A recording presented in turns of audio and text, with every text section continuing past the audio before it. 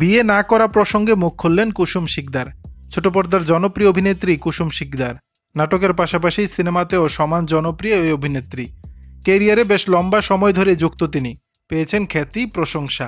মাঝে অনেক দিনই দর্শকের চোখের আড়াল হন কুসুম। অভিনেত্রীর পাশাপাশি নির্মাতা দর্শকদের সামনে চলতি বছর শরতের জবা ছবি দিয়ে যাত্রা শুরু করেছেন তিনি। এদিকে সম্প্রতি এক সাক্ষাৎকারে এই অভিনেত্রী উল্লেখ করেছেন, একা থাকলে নিজেকে ভালোবাসা যায়। কুসুমের কথায়, আমাদের যে পেশা তাতে সবসময় খুব মানুষের মধ্যে থাকতে হয়। মাঝে আমাদের ব্রেক দরকার হয়, যেখানে একা থাকা যায়, নিজেকে সময় দেওয়া যায়, নিজেকে ভালোবাসা যায়, নিজে কি চাই সেটা চিন্তা করা যায়। এরপর বলেন, আমার মনে হয় যে একা থাকলে কাজে অনেক বেশি মনোযোগ দেওয়া যায়, ভাবা যায় এবং সৃজনশীল কাজের জন্য একা থাকাটা অত্যন্ত জরুরি।